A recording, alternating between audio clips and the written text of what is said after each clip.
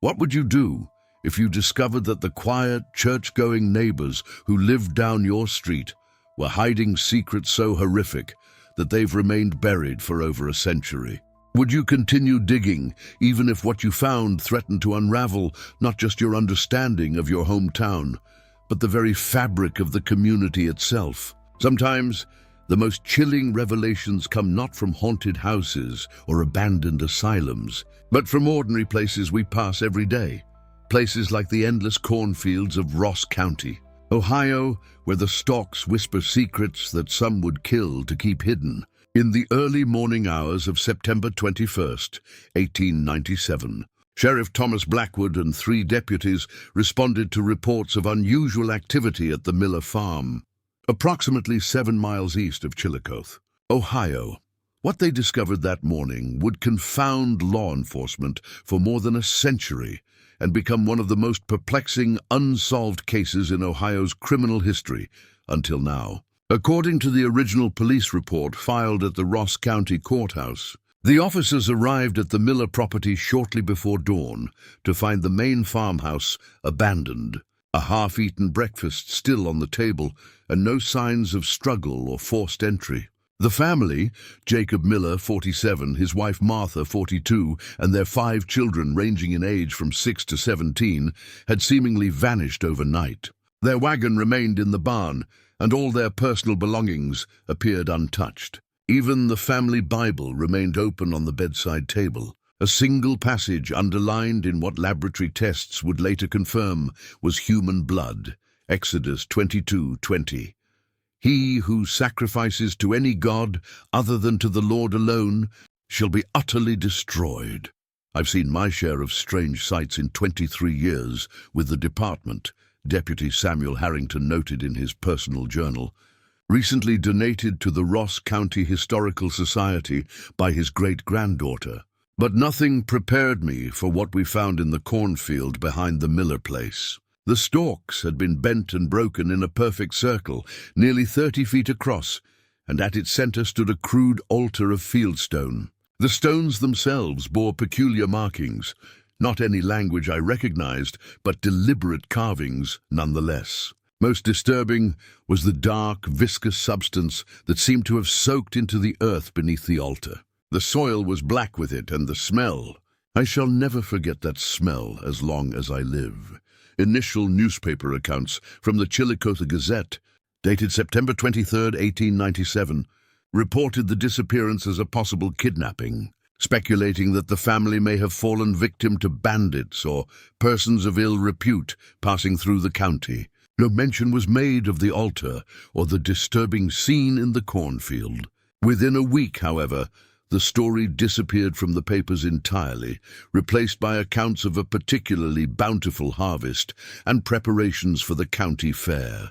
According to recently declassified files from the Pinkerton National Detective Agency, private investigators were quietly hired by Ross County officials to conduct a more thorough investigation. The Pinkerton file, stamped confidential and dated October 5, 1897, contains several disturbing findings that were deliberately kept from public knowledge. Our agents have determined that the Miller family's disappearance was not an isolated incident, wrote lead investigator James McParland. Interviews with neighboring farmers revealed that at least 3 other families have departed the area under mysterious circumstances within the past 18 months. In each case, the families were relatively recent arrivals to the county, having purchased their land within the previous 5 years. Moreover, each family was known to attend the Calvary Reformist Church in Chillicothe, a congregation led by the Reverend Silas Thorne,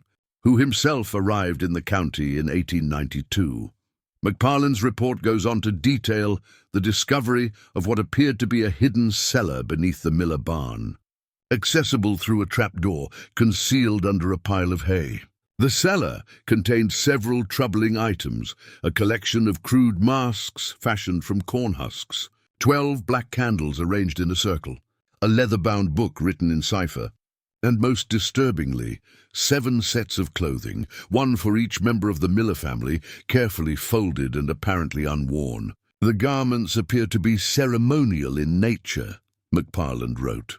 Each item is adorned with the same strange symbols found on the stones at the altar site. Analysis of the fabric indicates the presence of both animal blood and human blood, the latter matched to samples taken from the Miller home. Of particular note is a small gold pendant found among the clothing items, bearing the inscription Otkas on one side and the image of what appears to be a stalk of corn on the reverse. The Pinkerton investigation focused increasingly on Reverend Thorne and the Calvary Reformist Church, but McParland's final report, dated December 12, 1897, ends abruptly with a curious notation: investigation terminated at client's request. All materials to be sealed and returned to Ross County offices. What happened to prompt the sudden cessation of the investigation remains unclear, but county records show that on December 10, 1897, a significant donation was made to the Ross County government by the Chillicothe Agricultural Coalition, a group whose membership included several prominent landowners and businessmen, many of whom also served as deacons in Reverend Thorne's church. For over a century, the Miller family disappearance faded into local legend, occasionally revived as a ghost story told around campfires, or as a cautionary tale to keep children from wandering into cornfields at night. The case might have remained forever unsolved had it not been for the unseasonable flooding that struck Ross County in the spring of 2022. On April 17th, following 3 days of torrential rainfall, farmer Kevin Brennan was assessing damage to his cornfield when his tractor became stuck in a sinkhole that had suddenly opened up in the southeastern corner of his property, land that, according to county records, once formed part of the original Miller farm. What Brennan discovered in that sinkhole would reignite interest in a case more than 125 years cold. "I thought it was just some old farming equipment at first," Brennan told investigators. "You find all sorts of junk buried in these fields if you dig deep enough. But then I saw what looked like a bone, and then another, and I knew right away this wasn't animal remains. That's when I called the sheriff. The Ross County Sheriff's Department, assisted by forensic anthropologists from Ohio State University, excavated the site over the next 3 weeks. Their findings, detailed in the official report filed May 9, 2022, revealed the remains of 7 individuals buried in a circular pattern approximately 15 feet below ground. Preliminary analysis indicated the remains belonged to 2 adults and 5 children, their ages consistent with those of the missing Miller family.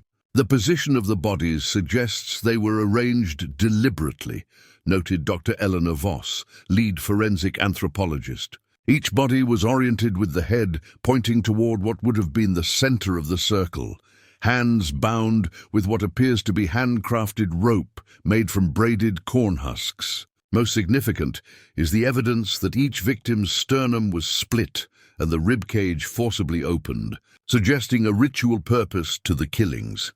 Carbon dating confirmed that the remains dated to the late 19th century, and DNA analysis, using samples from known Miller descendants, established with 97% certainty that the bodies were indeed those of the long-missing family. But the discovery of the bodies was just the beginning of a much larger and more disturbing investigation. Further excavation of the site revealed a network of underground chambers extending well beyond the initial burial site. These chambers, constructed with surprising engineering skill, appeared to have been used for gatherings of some sort.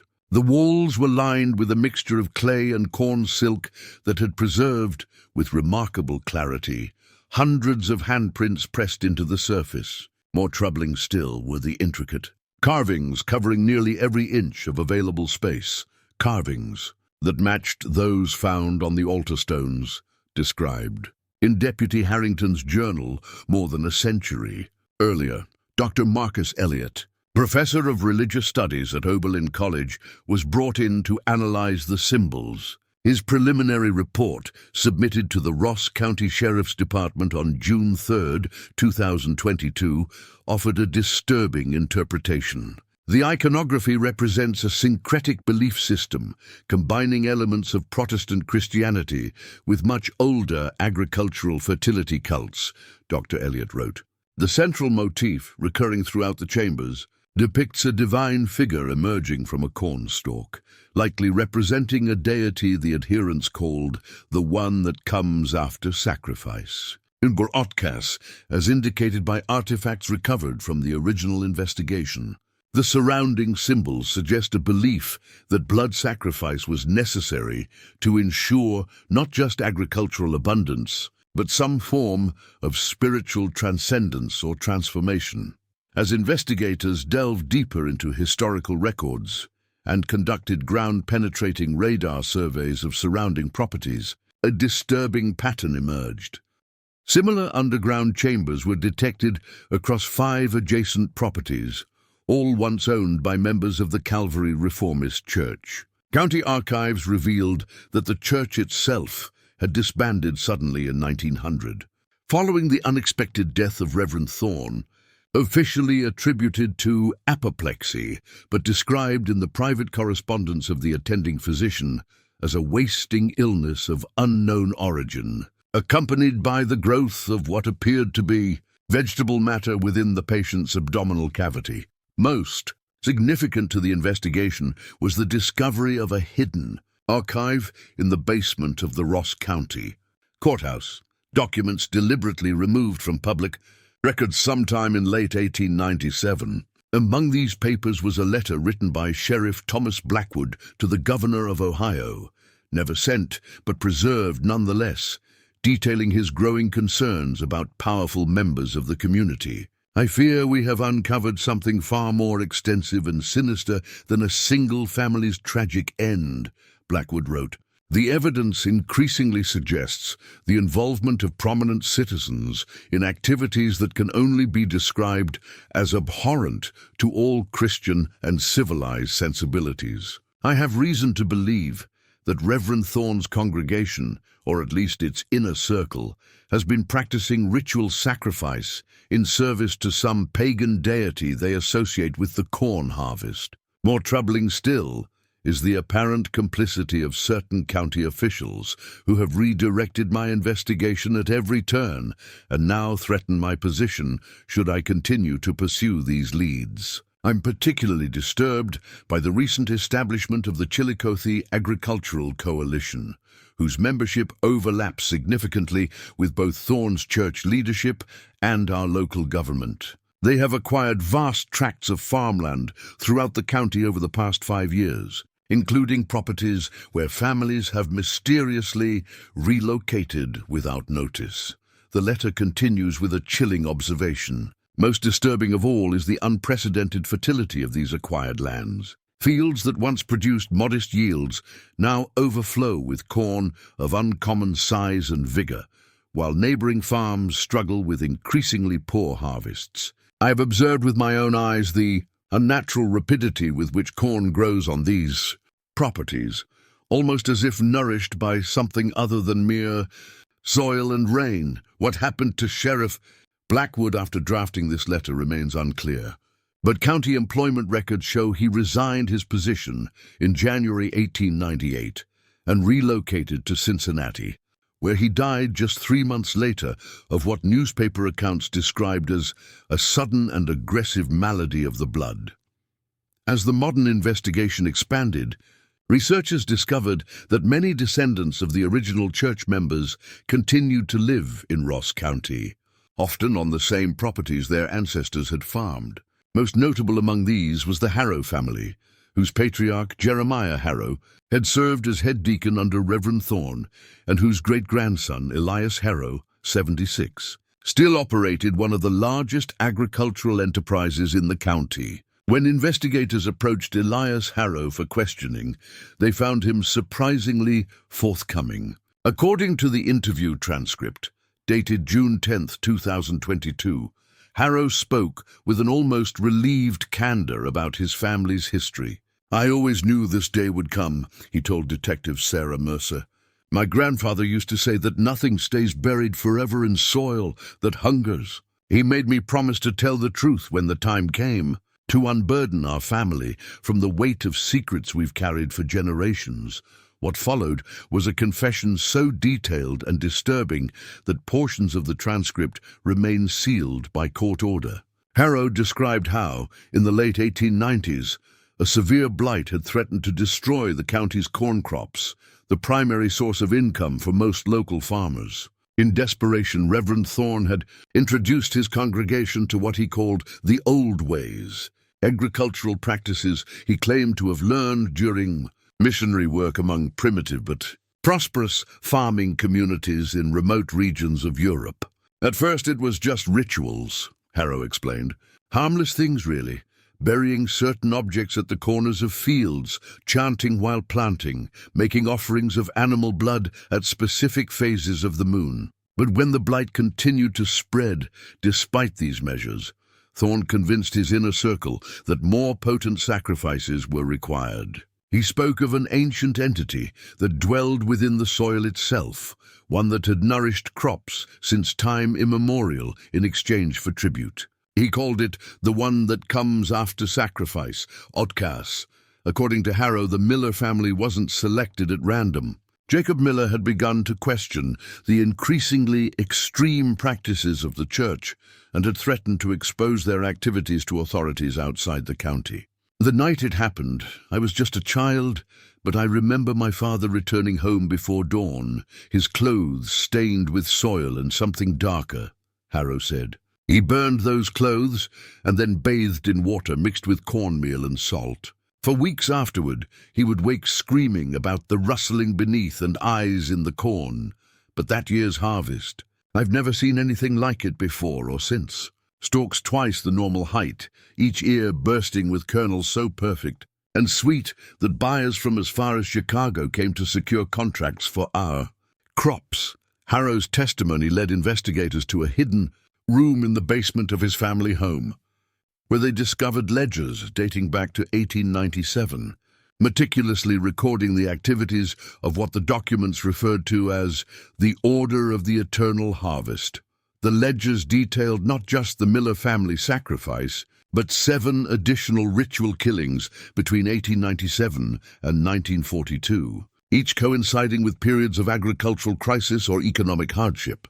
Most disturbing were the entries from 1954 onward, which no longer recorded human sacrifices, but instead described a new ritual called the grafting, a process by which select members of the order would commune with Otkas by ingesting a substance described only as the blessed seed. My father underwent the grafting when I was 16, Harrow told investigators.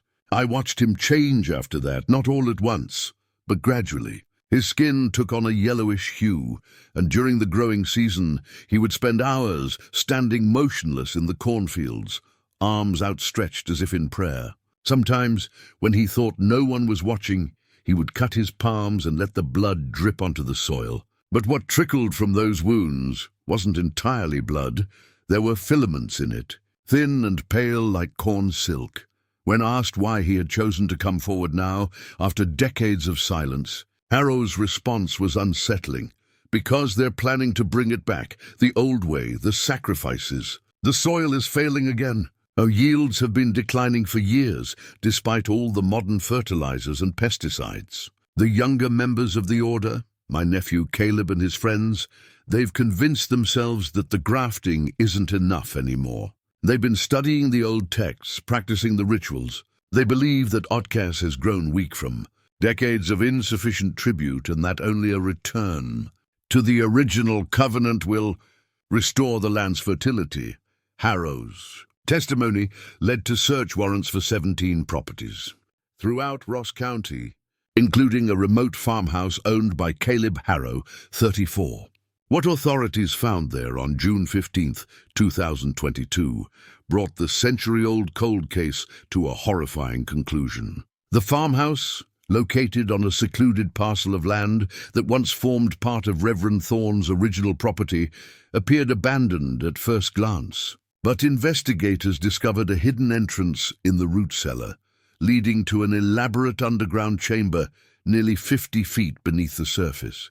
There they found Caleb Harrow and 12 others, men and women ranging in age from 22 to 41, all descendants of the original order members, in the midst of what can only be described as preparations for a ritual sacrifice. The chamber was arranged exactly as described in the 19th century accounts, a stone altar at the center of a circular room surrounded by corn husk masks and black candles. But what made the scene truly horrifying was the presence of 3 bound individuals, a family of migrant farm workers who had been reported missing from a neighboring county 2 days earlier.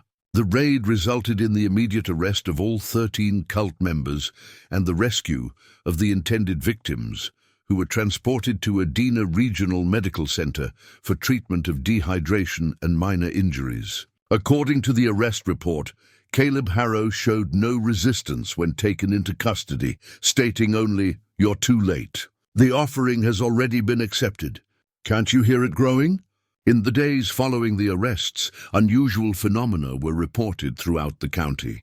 Numerous residents described hearing what sounded like whispering from the cornfields during the night, while others reported cornfields where the plants seemed to move even in the absence of wind. Most disturbing were accounts from several farm workers who claimed to have observed corn growing at an accelerated rate in fields adjacent to the Harrow property, as much as 6 inches of growth overnight, according to time-lapse footage captured by researchers from the Ohio Department of Agriculture. Analysis of soil samples taken from these fields revealed anomalies that scientists have yet to fully explain. The soil contains unusually high levels of organic compounds typically associated with decomposition, along with unidentified fungal networks that appear to connect individual corn plants in a manner more reminiscent of neural pathways than typical mycorrhizal relationships. "What we're seeing defies conventional agricultural science," noted Dr. Jennifer Watkins of the Ohio State University Department of Plant Pathology. These corn plants are exhibiting growth patterns and physiological characteristics unlike anything in our scientific literature. Of particular concern are the structural changes we're observing in the plant tissue itself, which contains cellular formations more typically found in animal tissue than in plants. It's as if the corn is evolving or being deliberately modified towards some unknown purpose. As the criminal case against Caleb Harrow and his followers proceeds, with charges including kidnapping, attempted murder, and conspiracy, the broader implications of what was uncovered in Ross County continue to unfold. The FBI has established a task force to investigate potential connections to similar cult activity in other agricultural communities across the Midwest, while historians and religious scholars debate the origins and true nature of the beliefs that drove the Order of the Eternal Harvest. Meanwhile, Ross County faces an uncertain future. The revelation that some of its most prominent farming families participated in ritual killings spanning generations has torn apart the community's social fabric. More troubling still are the whispered accounts of strange occurrences that continue to plague the area. Livestock found exsanguinated in fields with no signs of predation. Children reporting encounters with people made of corn at the edges of fields. And most recently, several cases of agricultural workers developing an unusual skin condition characterized by what dermatologists have described as vegetable-like fibrous growths emerging from small cuts or abrasions. Local farmer Thomas Jenkins, whose property borders land once owned by the Harrow family, perhaps best captured the unease that has settled over the county. "There's something different about the corn this year," he told reporters from the Columbus Dispatch. "It stands taller, grows faster, almost seems to watch you when you walk the rows. And the sound it makes, not just when the wind blows, but a constant rustling, like something moving through the stalks even on the stillest days. Sometimes I think I hear voices in it, whispering things I can't quite make out, but that fill me with a dread I can't explain. My family's farmed this land for 4 generations, but for the first time I'm considering selling. There are nights when I look out across my fields in the moonlight, and I swear I can see the corn swaying in patterns like it's trying to tell us something, or maybe warn us. Despite the arrests and the closure of the century-old Miller family case, many residents believe the full story of what happened in Ross County remains untold. Some point to the fact that several key pieces of evidence, including the cipher-written book found in the original investigation, have mysteriously disappeared from police custody. Others note that many descendants of the original order members have quietly departed the area in recent weeks, abandoning generations-old family farms with little explanation. Most troubling of all is the testimony of Dr. Marcus Elliott, the religious scholar who first interpreted the cult's iconography. In a supplementary report filed with the FBI but not released to the public, Elliott expressed grave concerns about what he had learned while studying the cult's beliefs. What began as a desperate attempt to ensure agricultural prosperity appears to have evolved into something far more disturbing, he wrote.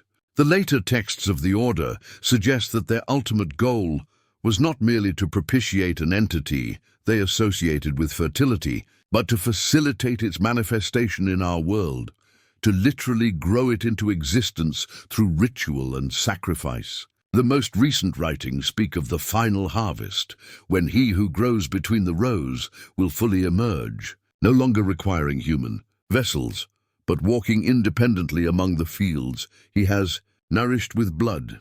Elliott's report concludes with a warning that many have dismissed as academic speculation, but that others find deeply unsettling. I fear that what was uncovered in Ross County is not the end of this story, but merely a stage in a process set in motion more than a century ago, a process that may now be reaching its culmination. The members of the cult clearly believed they were cultivating not just corn, but an entity that exists somewhere between vegetable and divine being. Most concerning is their repeated reference to this entity ultimately achieving independence from human intervention, growing beyond the need for those who first summoned it. If there is even a fraction of truth to their beliefs, then the recent phenomena reported throughout the county may indicate not the dying gasp of an ancient superstition, but the birth pangs of something we have yet to fully comprehend. As summer turns to fall and the corn throughout Ross County reaches unprecedented heights, many residents have chosen to harvest early, regardless of the financial loss. Others have abandoned their crops entirely, leaving vast fields untouched as the corn continues to grow, its whispering becoming more pronounced with each passing night. Local officials have attempted to downplay these developments, attributing them to mass hysteria following the shock of the cult discoveries. But satellite imagery reveals a troubling pattern in the unharvested fields. When viewed from above, the seemingly random movements of the cornstalks create distinct patterns across hundreds of acres, forming what appears to be an enormous version of the same symbol found carved into the altar stones more than a century ago, a figure emerging from a cornstalk, arms outstretched as if in welcome or benediction. Have you ever noticed how certain places seem to harbor secrets in the very soil itself? How generations can pass, yet something ancient remains, waiting beneath the surface. In the months following the dramatic arrests in Ross County, as autumn winds swept across Ohio's heartland, the story that began with a century-old disappearance evolved into something far more terrifying, a revelation that would force us to question not just our understanding of history, but of nature itself. By late September of 2022, the criminal case against Caleb Harrow and his followers had taken an unexpected turn. 3 of the 13 cult members arrested at the underground chamber died while in custody at Ross County Correctional Facility, according to internal reports obtained through Freedom of Information Act requests. Each death followed the same disturbing pattern, the appearance of small, fibrous growths on the skin that rapidly spread throughout the body, eventually penetrating internal organs. Autopsies revealed that the fibrous material shared cellular characteristics with Zea mays, common corn, but contained genetic modifications that medical examiners could not explain. I've never seen anything like it in 27 years of forensic pathology, Dr. Raymond Chen wrote in his official report to the Ohio Department of Corrections. The plant matter appears to have literally replaced human tissue at a cellular level, creating a hybrid organism that is neither fully plant nor human. Most disturbing is the evidence that this transformation was not killing the host subjects. Rather, they were adapting to it, their remaining human systems reconfiguring to support the hybrid physiology. The remaining cult members were transferred to a specialized medical containment facility operated by the Centers for Disease Control. Leaked footage from this facility, briefly available online before being removed by federal authorities, showed patients whose bodies were visibly transforming, skin taking on a yellowish hue with a texture resembling corn husks, eyes developing an unusual amber coloration, and in the most advanced cases, fine, hair-like growths resembling corn silk emerging from facial orifices. We've been calling it Zea sapiens syndrome, confided a CDC researcher who spoke on condition of anonymity. Whatever this is, it doesn't behave like any pathogen we've ever encountered. It doesn't spread through typical contagion vectors, and it doesn't appear to be killing its hosts, it's changing them. The most unnerving aspect is the neurological component. Subjects in advanced stages demonstrate significant changes in brain activity, particularly in regions associated with identity and sensory processing. They report experiences that can only be described as a collective consciousness, awareness of each other's thoughts and sensations regardless of physical proximity. As medical authorities struggle to understand and contain this phenomenon, Ross County faced escalating disturbances that defied conventional explanation. Throughout October, emergency services fielded hundreds of calls, reporting unusual activity in cornfields throughout the region. Common complaints included inexplicable movements within the corn rows, disembodied voices, and most alarmingly, encounters with what witnesses described as figures made of corn, observed at the edges of fields during twilight hours. Sheriff Michael Lawson initially dismissed these reports as Halloween season hysteria amplified by the recent cult revelations. However, his perspective changed dramatically after leading a search party for 10-year-old Emily Connor, who disappeared while walking home from a friend's house along a route that bordered Harrow family land. "We found the Connor girl after 3 hours," Lawson stated in his official report, standing motionless in the center of a cornfield approximately 200 yards from the road. She was physically unharmed, but in a state of deep dissociation, unresponsive to verbal stimuli and exhibiting unusual posturing, arms slightly raised at her sides, fingers splayed in a manner that disturbingly resembled corn leaves. Most concerning was the condition of the corn surrounding her. In a perfect circle approximately 30 feet in diameter, every stalk had oriented toward her, bending against the natural growth pattern as if drawn by some force emanating from her position. Upon being returned to her parents, Emily remained nonverbal for 48 hours. When she finally spoke, her first words were reportedly, "He's still growing. He's almost ready." Child psychologists brought in to evaluate her condition found no evidence of physical or sexual assault, but noted with concern her persistent fascination with corn and her insistence on sleeping with her arms extended outward. Most disturbing was a series of drawings she produced during therapy sessions, crude but consistent depictions of a towering figure emerging from a cornfield, its body partially human but composed of stalks, husks, and kernels, with numerous tendril-like arms reaching toward tiny human figures below. By early November, the situation in Ross County had deteriorated sufficiently to warrant federal intervention. The CDC established a field headquarters in Chillicothe, while teams from the Environmental Protection Agency began extensive testing of soil and water throughout the region. Their preliminary findings, detailed in a report dated November 12th, painted a disturbing picture of environmental transformation. Soil samples from affected areas show unprecedented levels of genetic material that appears to be a hybrid of plant DNA and human DNA, the report stated. This hybrid genome is propagating rapidly through the soil microbiome, altering fungal networks and bacterial communities in ways that facilitate its spread. Of particular concern is the colonization of water sources by this genetic material, which has now been detected in streams and groundwater up to 20 miles from the initial containment zone.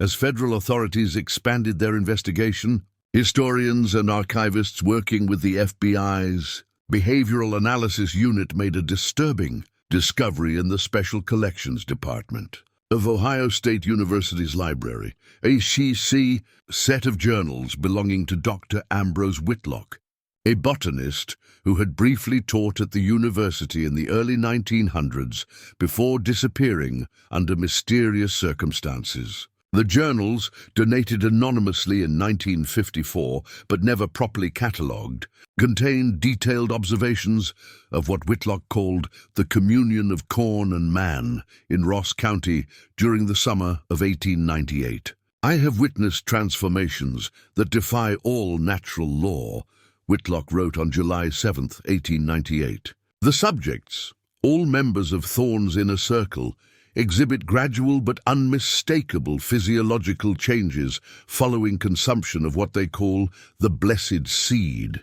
Their skin develops a distinctive golden hue and a texture reminiscent of corn husks, while their movements become more fluid yet somehow angular, like corn stalks swaying in a breeze. Most remarkable is their apparent ability to communicate without speaking when standing among the corn rows, a form of silent communion that seems facilitated by the plants themselves.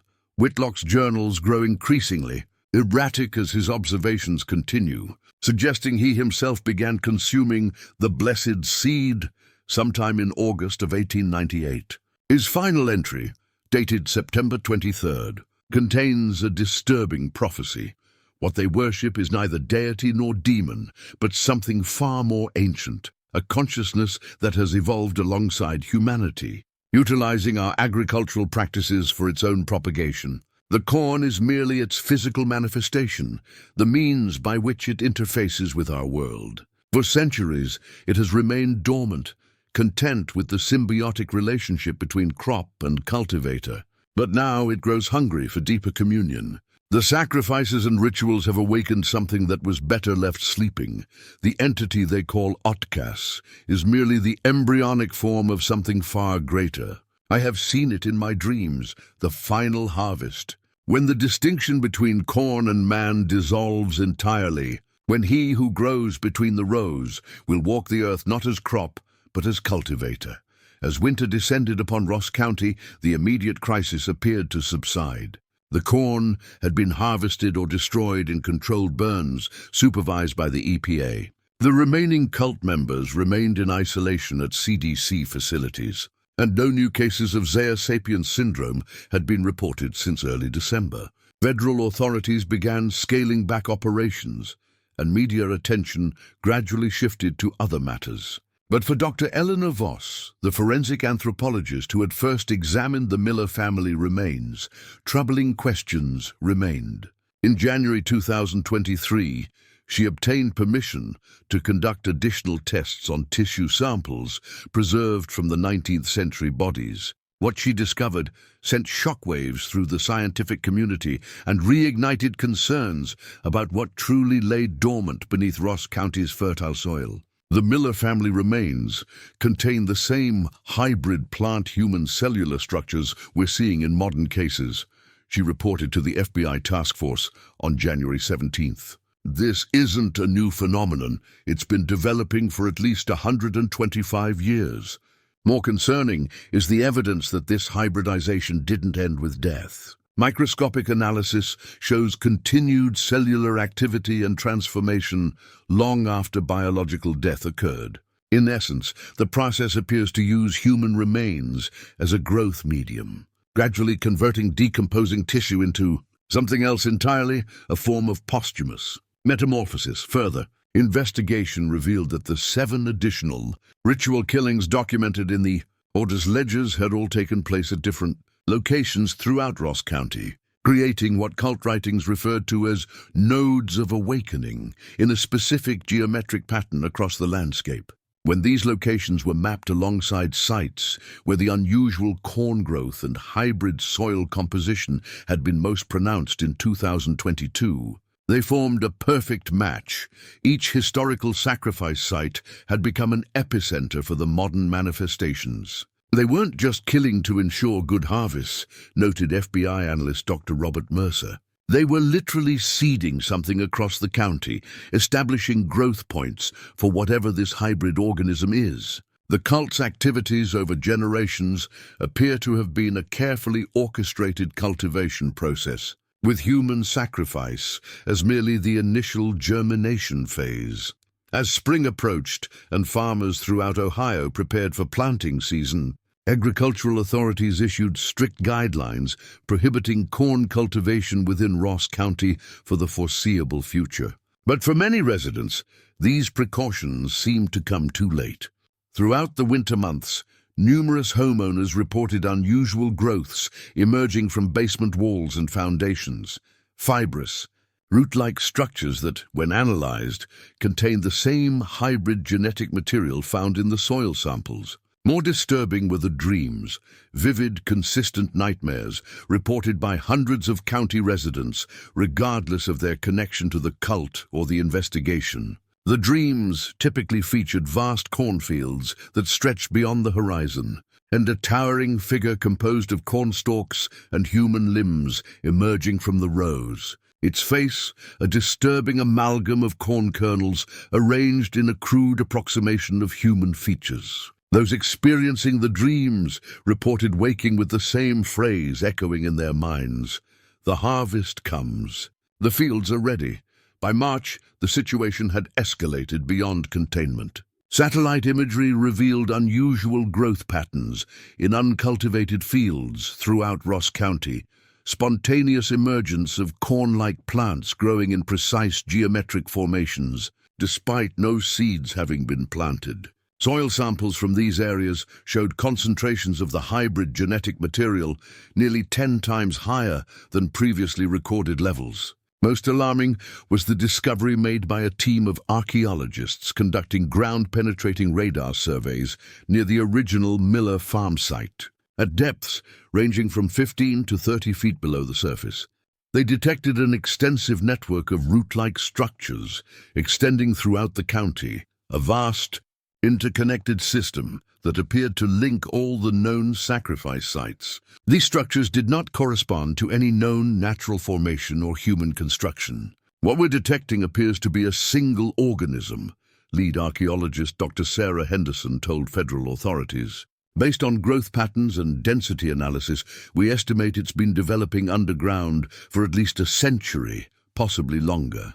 The network is most concentrated around the original cult activity sites, but it extends well beyond Ross County boundaries. We've tracked branches as far as 30 miles in all directions.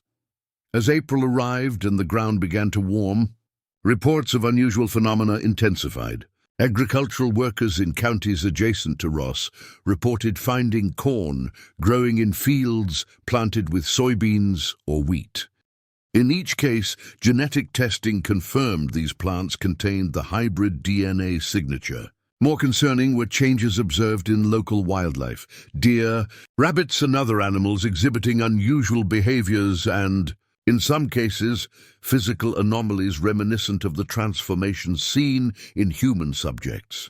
On April 17, 2023, exactly 1 year after Kevin Brennan's discovery of the Miller family remains, residents of Chillicothe awoke to a sight that defied explanation.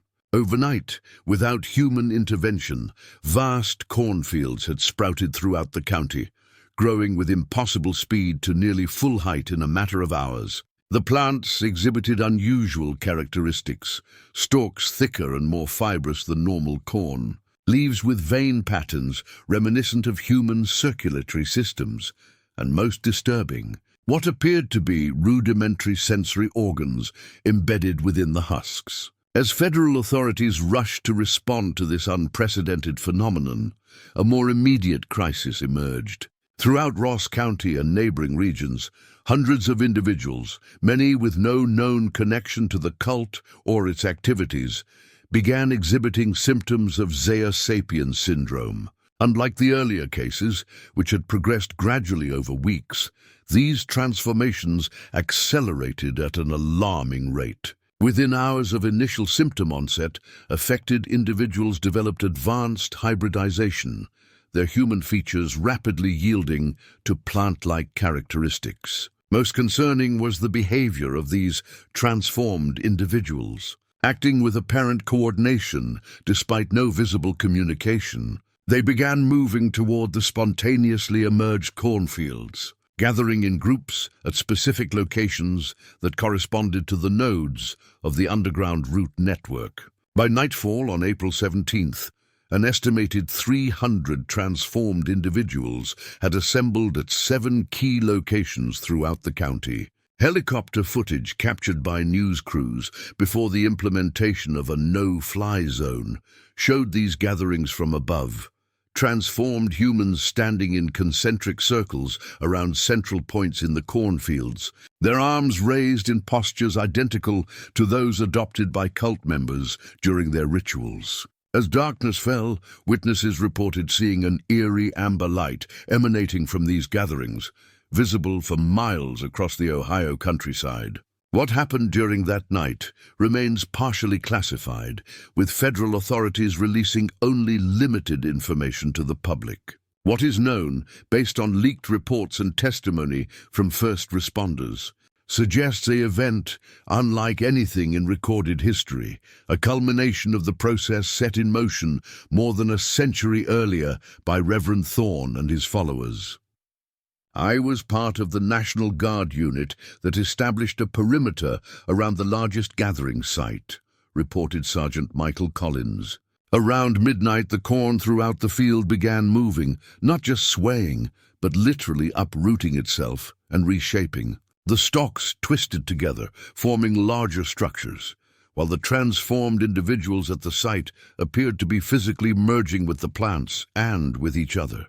The amber light grew more intense, and there was a sound, not quite a voice, but a vibration that seemed to carry meaning, that resonated in your chest and somehow put images directly into your mind. Images of cornfields stretching across continents, of humans and plants growing together as a single organism. Then we received orders to fall back.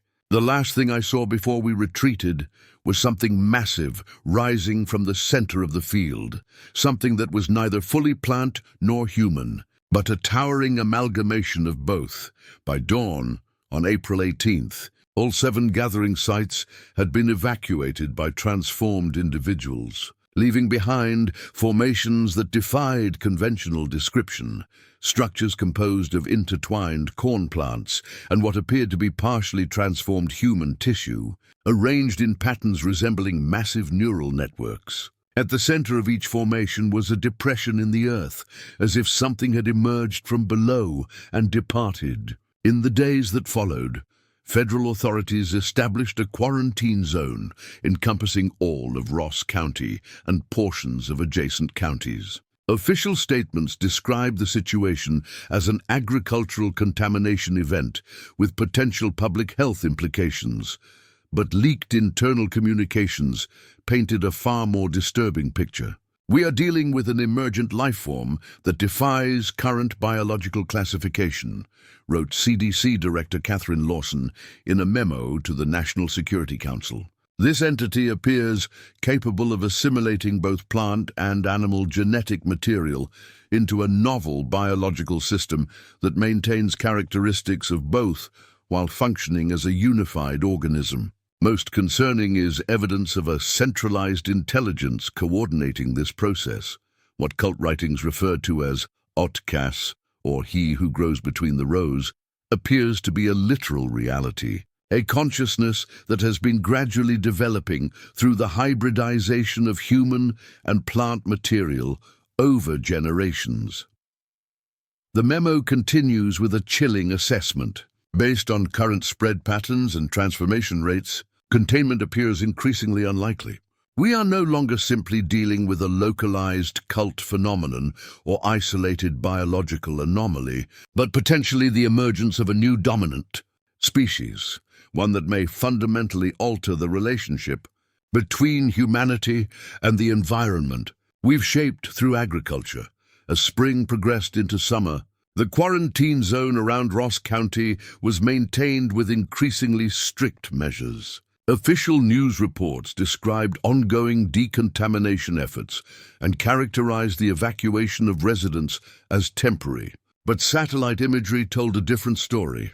Throughout the quarantined area, the unusual corn continued to spread, overtaking abandoned towns and farms in patterns that suggested not random growth, but deliberate expansion. Most concerning were the multiple, confirmed sightings of what witnesses described as walking corn people, observed near the quarantine zone boundaries, figures that appeared partly human but primarily composed of plant matter, moving with purpose through fields and forests. Military personnel patrolling the perimeter reported encounters with these entities, which showed no hostility but seemed engaged in systematic exploration of their surroundings. "And they don't attack or even acknowledge us most of the time," reported Captain Jessica Rivera of the Ohio National Guard.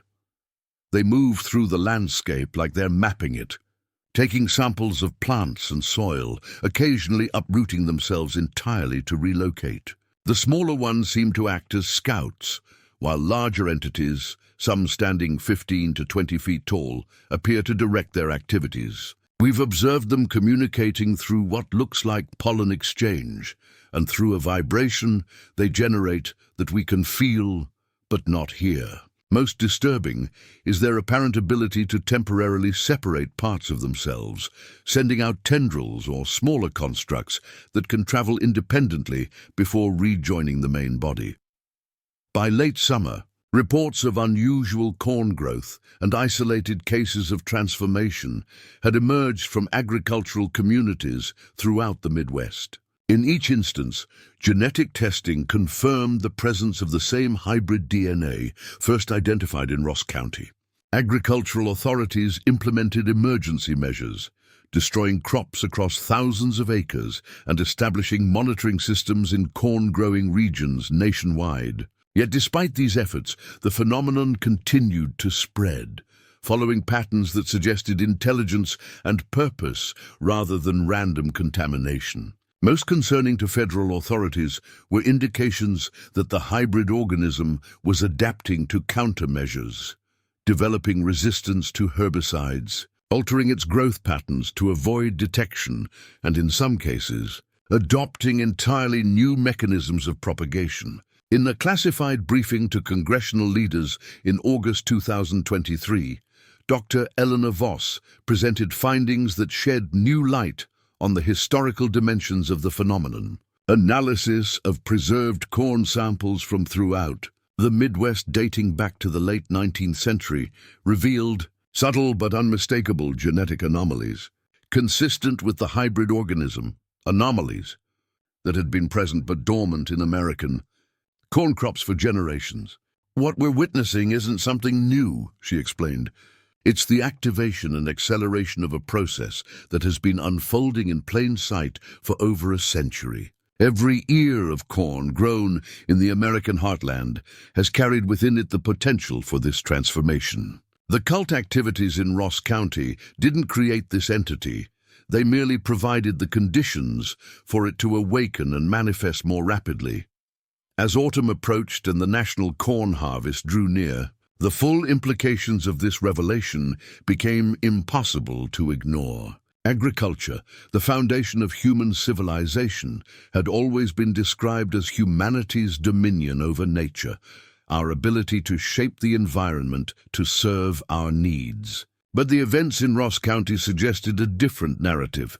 Perhaps all along, We had been cultivating something that was simultaneously cultivating us, guiding our development just as we guided its growth, each shaping the other in a symbiotic relationship that was now entering a new phase. The final report of the Presidential Commission, established to address the Ross County incident, delivered in September 2023 but not made public until the following year, concluded with a sobering assessment. What we face is not merely a biological anomaly or localized cult phenomenon, but potentially a transformative event in planetary evolution, the emergence of a hybrid organism that bridges the plant and animal kingdoms, capable of assimilating both into a new form of life. Whether this represents a threat to humanity or an opportunity for unprecedented symbiosis remains unclear, but what is certain is that our relationship with the natural world, particularly with the crops we have cultivated for millennia, is fundamentally changing. The boundary between cultivator and cultivated, which has defined agriculture since its inception, is dissolving before our eyes.